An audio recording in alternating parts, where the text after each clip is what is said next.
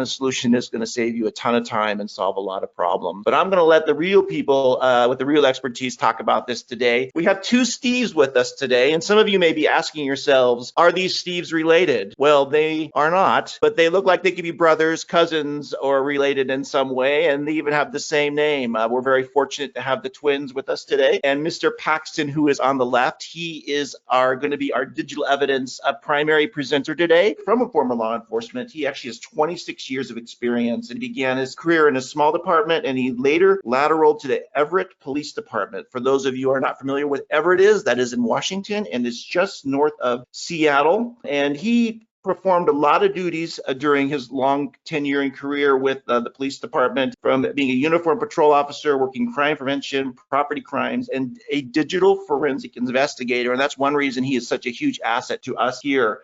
Steve England, the brother of Steve Paxton, has actually been with the company since 1996. He is going to be a co-presenter helping Steve out where needed today. He's really one of the earliest people with DigitalOnQ, and he's here because he has not only as our president, but he has tremendous experience and background with working with law enforcement and public safety in general, with implementing new solutions, helping people, and has a plethora of experience. So we're really grateful to have Steve with us today. So I really want to get in this. So I'd say that we let's do this, Mr. Paxton.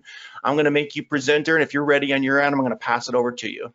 Thank you, Craig. So as you said, we are here to unveil the next evolution in digital evidence management, which is our DigitalOnQ version 3. And really, as Craig mentioned, the daily and weekly intake of digital evidence is overwhelming police departments, prosecutors' offices, and other public safety organizations, even private sector companies that are managing digital evidence. And DigitalOnQ is a complete digital evidence management system that's designed to manage the entire life cycle of an organization's digital evidence. So whether you're a large metropolitan police department, or maybe you're a small county agency or a prosecutor's office, DigitalOnQ can be tailored to match how you work. I am Steve Paxton, and as Craig said, I've come out of law enforcement after 26 years. Spent over a decade managing a 4-person digital forensics unit. And let's just transition over. I'm going to spend a few minutes going through some slides and just giving you kind of a high-level overview of really the need and what's going on in the industry right now with digital evidence management. Wanted to start with just introducing us as a company. We've been in business since 1996 and trusted by well over 400 public safety organizations. We've partnered with a lot of big police departments and agencies out there. I think our biggest customer is Homeland Security. You can see some of the others up there: Washington, D.C., San Diego, San Francisco, Miami. I've been out to Washington, D.C.'s property room a couple of times just recently. They have over 1 million items of evidence that they are managing, and they're using our software to do that. So DigitalOnQ is an evidence management solutions company. And so our name is DigitalOnQ, and our products that we offer are EvidenceOnQ for property and evidence. And so Washington, D.C. uses EvidenceOnQ to manage their property room. And then the counterpart to that is DigitalOnQ, which manages digital evidence. And so you can have all your digital evidence and physical evidence kind of managed together as a platform with our software. And so we don't just work with big departments or customers out there. In fact, it's approximately 46% of the police departments in North America have less than 10 officers. That's really kind of astounding. That's 46% have less than 10 officers. And I think it's about 88% have less than 100 officers. And so we work with departments of all sizes and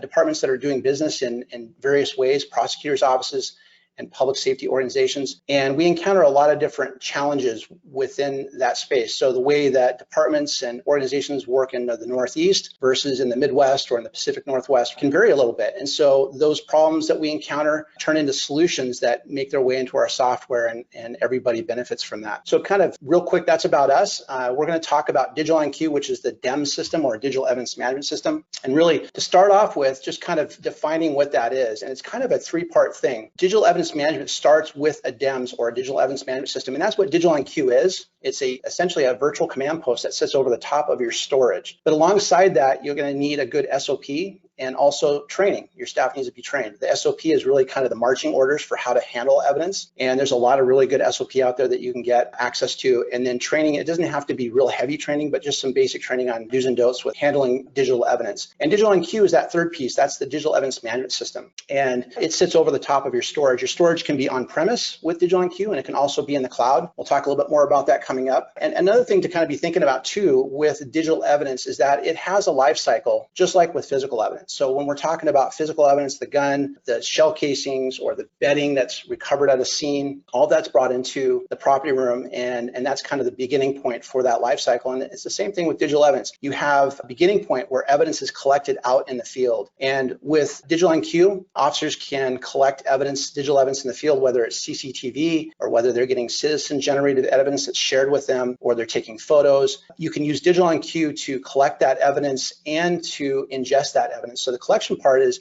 when you're out in the field, you can use DigitalOnQ Mobile, which is an app that we have for your iPhone or for department-issued Android devices. Officers can take photographs, they can record video, they can do audio recordings out in the field and upload directly to DigitalOnQ. Or if they collect evidence, they can take that back to the station and they can upload evidence into DigitalOnQ at a control workstation. And so that's the collection and evidence ingestion stage. Further along in that life cycle is that case management and documenting that chain of custody. And of course, it's super important to document chain of custody out in the field and to write that down in a police report. But as soon as digital evidence is uploaded into DigitalOnQ, that electronic audit trail begins. And so we're able to capture all of those important chain of custody points of time within that case. So when evidence is first uploaded and every interaction thereafter, so viewing, sharing, downloading, printing, all of those interactions are captured within the system, which gives you a great deal of transparency for court, which is super important, but also for police administrators, you have that transparency, knowing exactly what's happening within the system. And then a fair amount of that evidence, maybe a percentage of that, a small percentage of that's going to get moved along and get assigned to investigators to review. And so within DigitalOnQ, we have really good advanced sorting and grouping and reviewing within the system that allows you to get the evidence ready for court. And whether you're an investigator, a detective trying to get ready for a prosecutor, or you're in a prosecutor's office and you're just trying to get that case ready for trial, you can use the advanced searching and grouping and sorting that's built into DigitalOnQ to get that case ready. And then towards the tail end of that life cycle, super important is evidence sharing. And long gone are the days of sharing evidence on portable hard drives or on thumb drives, super insecure, expensive over time. It takes, a lot of resources. With DigitalOnQ, you can share electronically, securely, very quickly right out of the system, and you can share with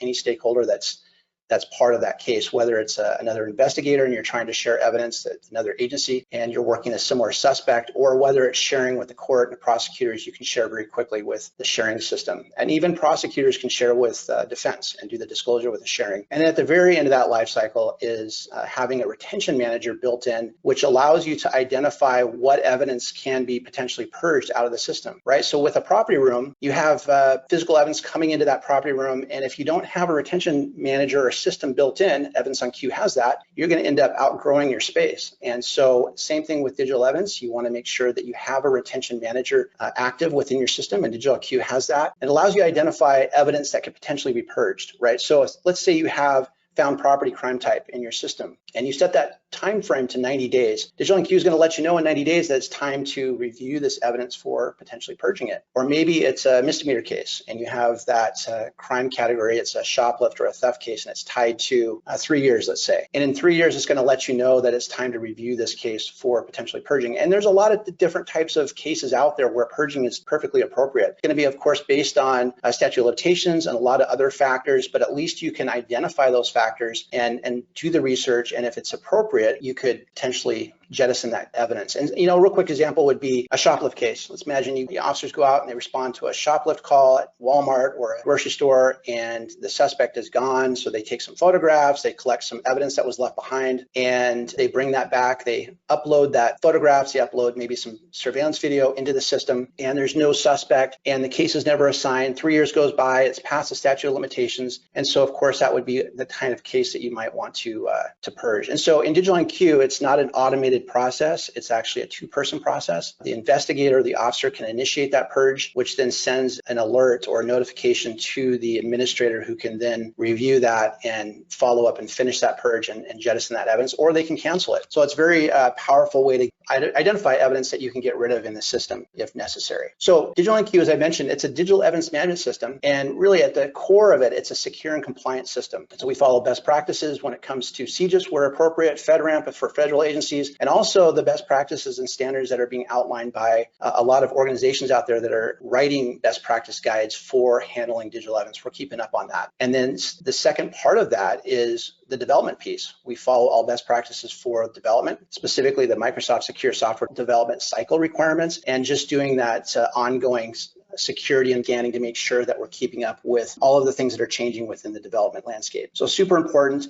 And one thing that separates us from our competitors out there is that DigitalOnQ is an agnostic system. And so what does that mean? What does an agnostic system mean? Well, it's a system that's not tied to other products that you have to purchase in order to have our digital evidence management system. So we're not tied to a body-worn camera program. We're not tied to a mobile forensic tool set. You can get DigitalOnQ, and really it's at the core, it's a digital evidence management system. And so you can certainly integrate with other systems. We have a full-time integration team that does that. And we do integrate with a lot of other systems out there, such as RMS systems or body-worn camera systems. But at the core, DigitalOnQ is a really high quality advanced digital evidence management system. And with the integration piece, we do find that we have a lot of customers who change other solutions that are out there. And that's one of the biggest challenges is the silos that you have, the software silos. And so we do run into customers who go from Axon to WatchGuard, for example, or they change their RMS system. You'll know that DigitalOnQ is your digital evidence management system of record, and that's not going to change. It's going to be constant. You know that all of your evidence is in one place. And when you're sharing your evidence, you know you're sharing all of your evidence. And just kind of stepping back for just a second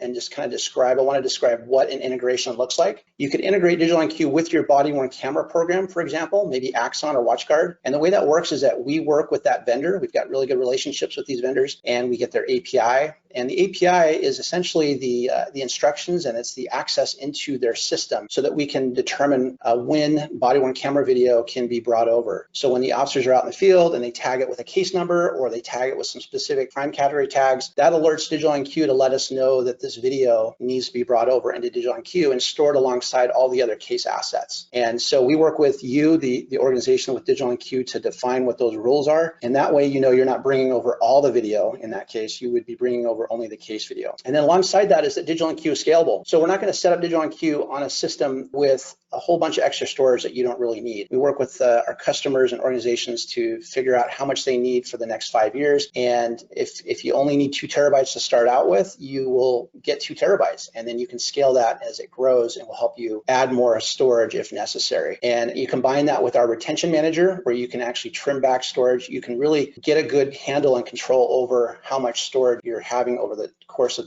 the time that you have your digital evidence management system and the evidence that you're bringing in. So super important. What I wanted to mention too is that we are different in another way, in that DigitalOnQ can sit over the top of storage that's on premise, or you can have your storage in the cloud. So you can have secure cloud storage. So a lot of the other DEM systems out there are cloud-based only. DigitalOnQ can be set up on premise, which is really powerful. I mean, you can have your storage set up on a server managed by IT. If you're a smaller agency, you can have it set up on a NAS, a network attached storage device, in a locked space, and you can have your storage there. Or you could have your storage in the cloud, and we use Azure for US government cloud storage, which is CJIS compliant. It's encrypted in transit, encrypted at rest. And by the way, DigitalOnQ can also be a SaaS solution for you. So we can set it up on-prem, or we can have DigitalOnQ set up in the cloud for you. So it can be completely off-site for your IT to not have to worry about managing it. So lots of different ways you can deploy DigitalOnQ. And as you expect with a good digital evidence management system, DigitalOnQ has really good granular permissions built in. So we set up user groups with DigitalOnQ, and each one of those user groups that you define have varying levels of access into the system. So for example, you might have a patrol officers user group, and then maybe you have a detectives user group. And then a third user group you might have would be special assault detectives. And so each one of those different user groups would have varying levels of access into the system. Your patrol level user group might have just mid-level access into the system, while your detectives have deeper access. And your special assault detectives, who are handling sensitive cases, would have even deeper access into the system. And of course, all of that is tracked within the system with that chain of custody tracking that we have built into it. And so really at the heart of DigitalOnQ, and one of the most important functions of DigitalOnQ, is really to ensure that file integrity within the system, to make sure that files aren't changing, and so that we know that the images, the videos that you recover and bring in, that they're the same when you're in court and you're presenting that. And we do that with basically with 2 methods here. The first is chain of custody tracking, and then the second is file hashing. We're all familiar with chain of custody tracking with physical evidence, and it carries over with digital evidence too, as I mentioned before. All of the files are tracked inside the system at an individual level. So all of the sharing, downloading, printing, viewing, all of those interactions are tracked, and they can be viewed in real time directly in the system, and you can also produce a report. File hashing is a little bit different. It's connected, but it's a little bit different. File hashing is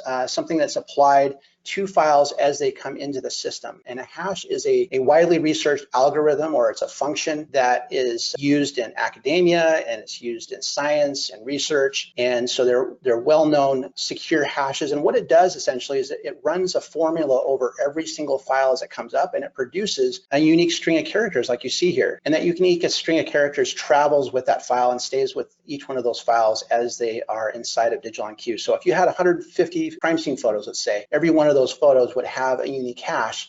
You can think of it a little bit like a unique digital fingerprint. And so we can always go back in time and we can rehash those files. And if for some reason the hash is different, we will be able to quickly identify that. And that's actually happened to me a couple times in court. I've been testifying as a detective on digital evidence that I've collected, and I've had defense ask me that question. How do we know, detective, that the evidence in this case, how do we know that it's the same evidence, that hasn't changed in some way? And it was just a matter of me taking a court recess. Another time I went out on court lunch and I was able to pull a hash report and bring that back to defense. And then you can independently hash the files. You can use a third-party tool. There's a lot of free third-party hashing tools out there, and you can independently hash the files and show that they are in fact the same, which is really important. So this is what a file hash report looks like in DigitalOnQ. And as I mentioned before, every file is independently hashed. It's not a proprietary hash. It's a standard file hash that you can hash yourself. You can see the thumbnail for these crime scene photos and a little bit of case information there in this report. And then the hash there is at the bottom, and that can be pulled into a report and provided to defense or to prosecutors in criminal case if you need to. And alongside that is the chain of custody report. This can also be pulled out of DigitalOnQ, and it's also available as a live report as well. You can see all of this chain of custody directly within the system. The report has all of the different interactions with every file within the system. And so this is great for, of course, for court, but also provides police administrators and supervisors with a really good amount of visibility and accountability within the system there. So we can see that Officer Jones uploaded this file, this photo, he viewed it, and at another point in time, he shared it with the prosecutor, and then Officer Evans reclassified it. It was a property crimes case and reclassified it to a persons crimes case. And then Officer Marks and Jones and on. There was lots of different interactions with this particular file. And this is a crime scene photo from an arson. So file hashing and chain of custody tracking, very, very important. And then another thing to know is that DigitalOnQ can manage all file types. And there's really two types of files that officers and people in the public safety are encountering out there. And if we take a step back, the two types are going to be standard file formats and proprietary file formats. And so with the standard file formats, those are the kind of files that typically play or open in Windows, right? So your MP4s, your AVIs, your JPEGs, your MP3s, those typical files that will open and play in Windows, those are generally going to be considered standard file formats. And those standard file formats can be played also directly within DigitalOnQ. So you can play the video, you can look at the photos, you can look at the PDFs, the docs directly within the system. Proprietary file formats are the type of files that won't open in Windows without some special software or player. So there's a lot of CCTV video out there that requires special players and codecs. Of course, there's a lot of forensic evidence out there that require forensic software like your Cellbrite evidence. And so that type of files, those type of files can be ingested into DigitalOnQ. We can manage both standard and proprietary file formats. And in the case of proprietary file formats, you can download that out of the system. So if you're a detective, you can download out of the system and use the software to review it, the appropriate software to review that. And of course, all of that is tracked with the chain of custody tracking as well. So we'd have a record of that. And then really kind of as we get towards the midpoint of that life cycle that we talked about, all of the searching and the organization, the reviewing, and then being able to pull detailed reports is very important for detectives, investigators, prosecutors as they prepare the case to move forward in court. And then finally, we've already talked about this a little bit, but stakeholder sharing is very, very important. Again, there's no need to be sharing on insecure pocket drives, thumb drives, that kind of thing, when you can share directly out of the system electronically and securely. And then finally, the ability to purge out of the system so that you're not holding on to evidence indefinitely. Very, very important. I'm going to switch over to a live demo here. So this is DigitalOnQ version 3. And so let me start by giving you kind of a quick tour of what you're looking at here. Over in the top right-hand corner, we're able to toggle back and forth between day and night mode. So whether you're an officer in the car or you're working daytime or whether you just prefer dark mode, you can certainly do that within the system here. Over on the left is the sidebar, the side menu that drives the system. So we have all of the functionality on the left here. So really the two main things that happen in DigitalOnQ are search and upload. You're uploading evidence into the system and then you're going to be querying and searching for that evidence. I'm logged in as an administrator, so there's a lot of other functionality in here that I have. So let me log out for just a second and let's just log in real quick as maybe a patrol officer who has limited permissions here. So the sidebar, that functionality that you have on the left is going to be a lot simpler looking, that sidebar. You're going to have really essentially search and upload for 90 or 95% of the users. And then you could, of course, add other features like we have a query builder, so you can build advanced searches. And then if you wanted to let your patrol officers pull reports, you can do that as well. So that's what that looks like when it's a little bit more simplified. And then let me just log back in as myself here. And we're going to go through some of these features here. In the middle is the main workspace here. And so I am set up on the search screen here. I have a lot of different fields that I can search by. These fields can be searched by individually or collectively. And then we have a lot of options for advanced searching and for grouping and sorting.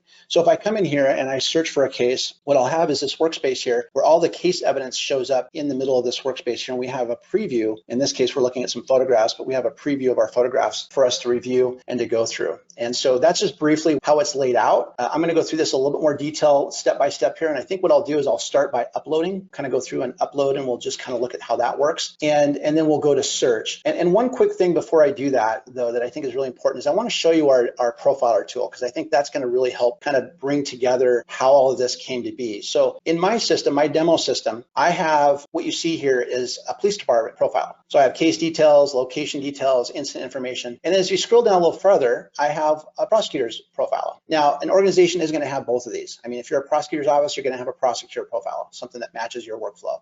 And of course, if you're a sheriff's office or a police department, you're going to have a profile that looks a little bit more like this. But the reason why I can do this, and I can show both of these to you, is because we have an advanced profiler tool built into DigitalOnQ here. This is where it's located. It's under Customize. And when I click on Profiler, it opens up the profiler page or screen. And you'll see here, I'm looking at that police department profile. And down here, I'm still looking at that prosecutor profile. But now I have the option of adding more fields if I want to. And so within the profiler, you're able to add panels, sections, and fields. So panels are these large areas here. So this is the prosecutor panel right here, the new panel. And then these dark blue boxes are sections. And then inside each of those sections are fields. And so we can come in here at any time. We can do drop-down menus. If I wanted to add a field over here on the right, it gives us the option to put in a text input field. We can do a lookup field, a date field, a user field, and then we can define what that field is. We can give it a name for the database and then an outward facing label, like you see here, zip or city and state.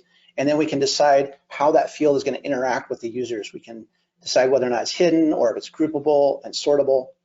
And then once we save that out, it pushes that out to the main screen and it's available to all the users as soon as they log in. Now, you're not going to have to set all this up on your own when you first get DigitalOnQ. We're going to help you. Our installers will help you set up a profile that matches your workflow. But the takeaway is that you can continue to customize it if you want. And in the case of the prosecutor's office, if you wanted to match your case management system, eProsecutor or whatever you're using, you could align it with that so that it matches the workflow from your case management system. And we could even potentially integrate with your case management system to bring all of that data in automatically for you.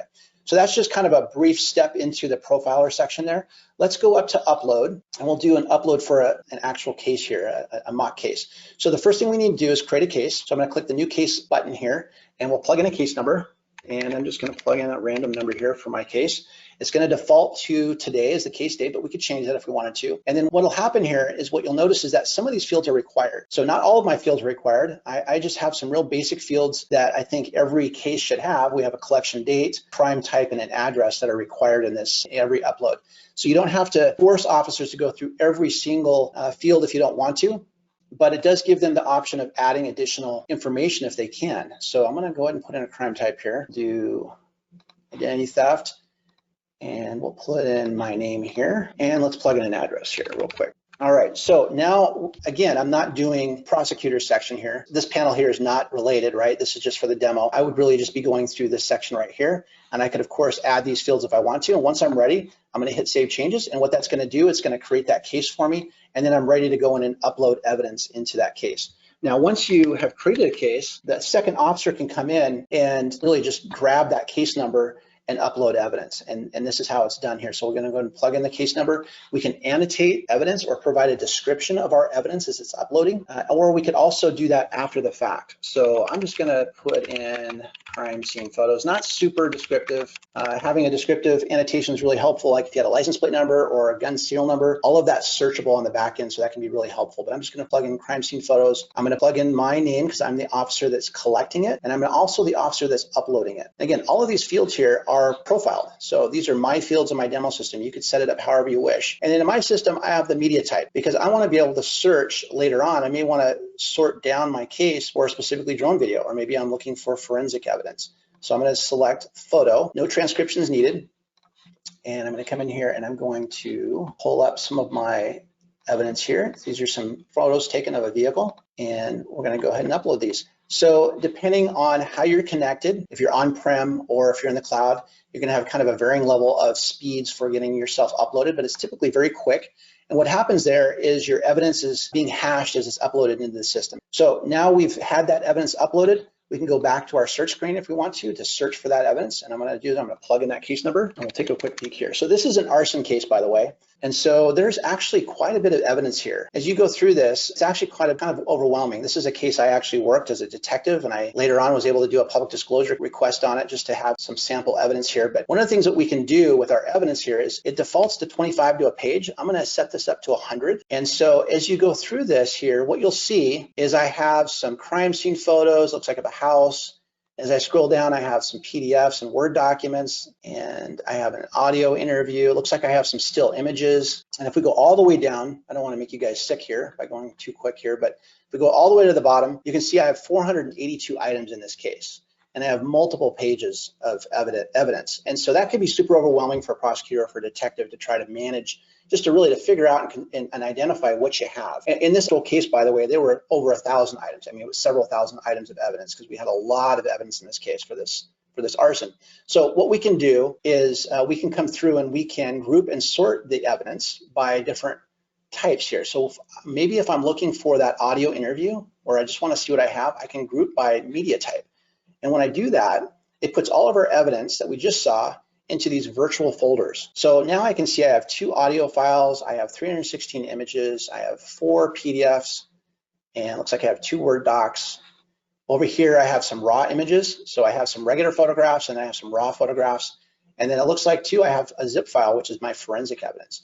So if I'm looking for that audio interview, I could click on that folder and it shows me that I have suspect interview and I also have a witness interview. And if I wanted to, I could come in here and I could review that directly within the system and play that and listen to that audio interview here. And by the way, as we're looking at files within the system, on the left here, this left panel here is the metadata. That's the information about the file. So we capture all of that and we can come in and we can look at it more closely if we're interested in seeing really the provenance of the file to kind of understand the source of that file. In the middle is our chain of custody. I talked a little bit about that. This is a live look at your chain of custody within the system here. And of course, you can pull a report.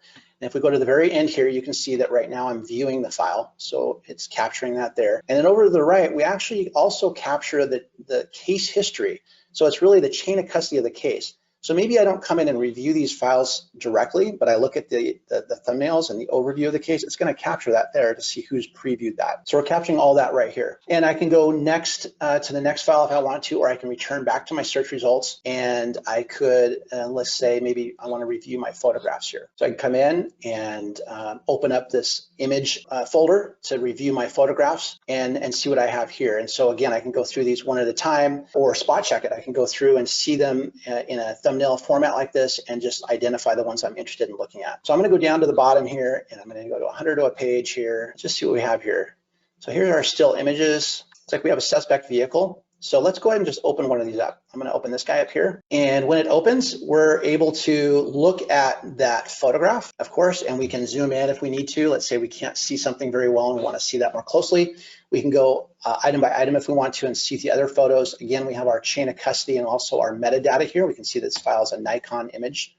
If I scroll ahead here, I can see it was taken in 2013. So this is a really old photo.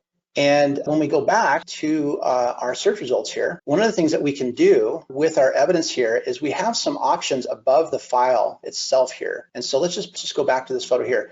Up here are these little buttons here. We have the loop button that lets you see the evidence more closely. This option here gives you a quick look at the media details so we can get some information about the case and about who uploaded it. So that's very helpful. And then here, this is an enhance button here. So when I click on that, what's going to happen is it's going to open up an enhance page that allows us to create a derivative of this file. So maybe if I want to send this out as a BOLO or a be on the lookout for the media, I want to put together something that I can send out. What we can do is we can come in here and we can crop this down a little bit. It doesn't really need to be cropped too much, but we can crop this down if we wanted to. And from there, we can straighten it if we want to. And we can come in and add our case number so that people can let us know what case that they're looking at if they saw it someplace in the media. So we put that down in here. We can come in and we can lighten and we can darken if we need to. If these were taken at night, we can adjust the brightness, the contrast, the hue, and go through all of that, the exposure if we need to. I could drop my patch in here so that I can kind of make it more official. And then when we're done, we can save this out as a derivative. So it doesn't change the original. It's just giving us a derivative. And so when we go back, and I'll show you what some of these enhanced images look like, which is really interesting here. So we'll search for enhanced images, get a kind of an example of how this looks here. So I can put together a derivative like this that we can then download and put into a bulletin and share to the outside if we're trying to find something. We got a unique dent in this car, maybe it's a sticker and we want to push that out as a be on the lookout for that. So that is a tool that's available for images. And then let me back up and go back to our case, our original case. I'll show you some of the other features that are available here. So these are some of the photos that we have here. So what we can do up at the top here is we have some functionality that allows us to make some changes to the case. So we can edit info on the case. So if we need to change the media type or if we need to change the case number, update that, we can do that. We can also reclassify. So if it was originally a property crimes case, we want to change it to a person's crimes case, we can do that, reclassify it to whatever case type it is. And this is very important. I'm going to show you why. This is tied to your retention. So each one of these is going to have a retention time. So we can reclassify it. We can annotate, and I showed you how you can annotate on the front end, but you can also annotate after the fact. This allows you to download that evidence. So if you have the permissions to do that, you can download it out of the system and then review it on your desktop. This is our purging tool. And so if we select a case folder or evidence, individual evidence items, we can delete it. And then we also can share evidence with stakeholders and prosecutors. So the way that works here is when we select our evidence for sharing, we plug in the name of the person that we want to share with and their email address, and then we can set up an expiration for the share. And then that stakeholder, maybe it's a prosecutor, they get an email that looks a little bit like this here. This is an email from a share that sends out information that says the police department or the prosecutor office has shared evidence in this case. Here is the password, and here is a link to access that share. And in this case, it shows existing password, but what will happen is the first time you share with someone, they're going to be required to change their password. And then if they're a prosecutor or someone you share with on a regular basis, they're going to go to the share site and they're going to log in, and their case numbers are going to be showing up here in that drop-down menu. It's going to allow you to prosecute or whoever you shared with to access other case evidence in this share. And so you can see here I've shared evidence in this case, this arson case, with myself so that I have that shared there. So, and it's based on expiration, so you could share for 7 days or you could share for a couple of months if you need to. And of course, you can always reshare, and all of that's tracked within that chain of custody tracking. Steve, is there anything you want to cover or add to the search and upload before I jump into some of the other features that you can think of? You know, you were already talking about it, just how revolutionary that is for a lot of departments who are spending so much time. I'm sure you talk to them too. You know, they're sometimes spending hours a week making copies of things to distribute and so on. And the fact that you can actually share this and then also keep track of who you've shared it with and when they viewed it and all of those things is just a huge thing for departments out there. So yeah. Time savings. It also connects directly to your property room, right? Because a lot of that stuff gets impounded. Yep. And it becomes a retention nightmare to have literally hundreds of discs or whatever floating around.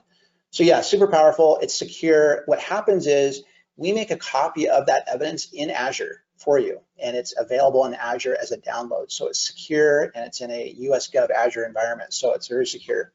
So what I want to do in kind of the remaining time I have here, and I recognize right up front, I know I'm going really quick here. And so what we'd love to do is schedule a demo with you so you can go a little bit slower if you have questions or if you want to look at it more closely. But I want to just show you a couple really important features alongside the share and the upload. So right now I'm in the security menu here. And so we have, as I mentioned before, we can set up groups for your users. And so what you'll see here is I have a general investigations group. I have an Office of Professional Standards group. I have a patrol officers group, and each one of these different groups have varying levels of access into the system. If it's highlighted with green, that means they have access to that particular function within the system. So this really provides you with really deep control over who can access what. We also tie that to crime types. And so when we pull up our categories here, each one of these categories, and this is just my demo system, but typically you're going to have categories that kind of match your RMS system and also the crimes that you have in your jurisdiction. Each one of these is tied directly to a permission. So you may not be able to access evidence in this system based on your level of permission. So you can see here, burglary, administrators, officers, and general investigators can access evidence there, while child molestation is really selected only for special assault detectives. And so there's a lot of control in how you manage that and how you set that up. So the crime categories provide you with some really good security, and it also provides you with, it connects directly to the retention system within DigitalOnQ. So if we go back to our retention screen here, you can see, again, we're looking at the crime categories, but now instead of permissions, we're looking at what time frame they're tied to. So we can see that assault third degree is a 3-year retention. And so when a crime, or I guess I should say a case, comes up for review, it's tied to that crime category. When it comes up for review, what you're going to see is it's going to pop up here in this window here called expired media. And so we can generate a report that lets you know that this case or these cases and this evidence in this list are eligible for being purged. And so that would start with a little mini investigation. You're of course going to want to read the police report. You're going to want to track down probably the case detective. You might want to reach out to the prosecutor and just really determine whether or not you can purge that case. But then if you can purge that case, you know that, and you're able to process that within the system and get it out of the system. And by the way, when you purge and you delete evidence out of the system, we keep track of that record. So even though the evidence is gone, we keep track of that record. And that's where we see that here. This is the deleted media in my system here. And so we're able to keep track of the case number, the person who deleted it, and also the reason why it was all deleted there. There's no thumbnail because I elected to purge the file and the preview thumbnail. You could keep the thumbnail if you wanted to. However, I think it's wise to really just purge the whole case because we're talking about public disclosure requests. If you have the thumbnail, then you have to be responsible for that. So you have the option of doing a full purge, but also keeping the record, which is super important and very, very, very powerful. And I think that is most of what I wanted to show you in the live demo here. And I know we're running a little short on time. I'm going to switch over to Craig. Do we have any questions, Craig? We do have some questions. Quite a few are coming in. Share those with you now if you'd like. Yeah, let's go and do that. Okay. Question here on integration types. It says, do you have an integration with older WatchGuard cameras, or is it the new Motorola cameras? We have a full-time integration team, and we've integrated with many, many different vendors out there, including Motorola. And so it really comes down to whether or not Motorola is still supporting that product and if they can provide an API. So the answer is maybe. We just have to check into that. Okay, great. Another question here, it says, when you talked about the crime type on uploading, is that information going to be the same as what is in our evidence on queue for the items entered? Yeah, so you definitely want to tie those together, right? So that your retention is the same. So we would work with you, if you got DigitalOnQ, we'd work with you to synchronize those two together. Very important question. Great, yeah, it's a great question. I got more questions, Steve, if you have time for them. Yeah, let's do it. All right. Let's do it. Okay. So it says when you create a derivative image, say for a bolo, is that derivative image added to the saved images? Yes, it is. It's added to that case. And so it becomes a copy. So when I search for that case number, it'll show up with all your other evidence there. Yes. Great. I got another question. It shows itself as a derivative, correct, Steve? Yes, as a derivative. We don't change the original in any way. Another question is regarding zip files is, could you view the zip files without downloading them? Well, so will they decompress right on the system? They don't, no. And that's a really good question. And it's actually something we're looking at incorporating is a feature to auto zip files on the upload, something we're talking about internally.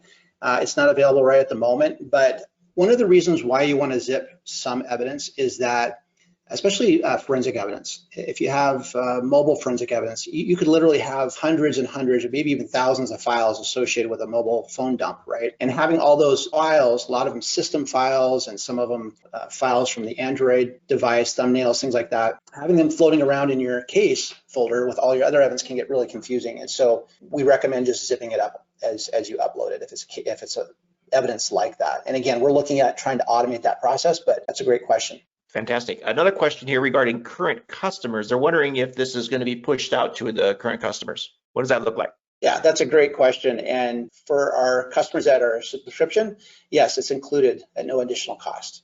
If you're a customer with the older maintenance, traditional maintenance support, it is an extra cost, but it's very affordable. So we can work with you to get it. It's a $4,500 upgrade, and DigitalOnQ Mobile, I should say, piece of it is also a little extra cost as well. This is a great, I think, a segue question too, to kind of wrap this up, Steve, is regarding pricing and integrations and everything. It says Axon has signed a large contract with the state of New York State Police. How is FileIQ's relationship with Axon? It's really good. We have a very good working relationship with Axon, and we integrate with evidence.com and their system regularly. So our team has experience to doing that. One thing I want to share with you about our pricing is that we offer subscription-based pricing, and that's pretty much any company out there. Pretty much every company does software, does subscription-based pricing. One of the things that we're different, though, is that we don't require a contract. So with Axon, you're going to sign a 5-year, probably minimum, but they're also pushing 10-year contracts with customers. And it's very expensive. So Axon offers evidence.com, which is also a digital evidence management system. I've used it, I've managed it, and it's a pretty okay system. Also have a really good body-worn camera program. I mean, I've used that as well. They're really good at that. Where we're different, though, is that our cost is going to be upwards of 35 times less expensive. I mean, we've actually done the comparison on this. It's going to be somewhere between 10 and 35 times less expensive to get DigitalOnQ. You're going to have a lot more options. Like I said, this can be on-prem, it can be in the cloud. We have a lot of the same functionality and features as evidence.com. And of course, you could turn it into a platform and you could get EvidenceOnQ and manage all of your property in one place. And then finally, too, of course, we can integrate with Axon. So you can have the best of all worlds. You can have an Axon body-worn camera program, which I think is fantastic. WatchGuard is a really good program as well. And you can have that and also have a really good DEM system go side by side with that and pay a lot less. Steve, do you have anything to add to that? Yeah, if we're ready to wrap things up, I'll just kind of reiterate some of that. And so, as Steve said, our pricing is subscription pricing. One of the things too that comes into pricing, of course, is the size of your agency, and so we take all that consideration, as well as your storage. Whether if you decide you want to store in the Azure.gov cloud, we of course would take that in consideration for your pricing. However, if you have your existing Azure.gov account and you want to use that, we'll plug into that, so we don't have to do that. The difference again between our pricing is that and others is that we don't have to get you up into cloud storage to make our money. That's kind of their pricing model, is they're going to charge you for the storage. We want to provide you for the solution and let you choose what makes most sense for your storage, whether it's cloud, on-site, or some hybrid of that. Maybe you've got some things that you decide you want to do on-site and some things you want to store in the cloud. So we'll work with you on that. But again, it's scalable based on those factors of the size of your department and how you want to go with your storage. And so what I would say here in closing as we wrap this up is certainly thank you for your time, of course, but if you're interested in learning more and want to do a one-on-one demo, that's really where we can talk to you and of course have real conversations, not just these ones that are in the chats and then relayed to us. We can have real-time conversations about your specifics there. Of course, the profiler that Steve touched on quickly is a huge thing here, where the system can be set up for exactly what you need, not only today, but your future needs as those change there.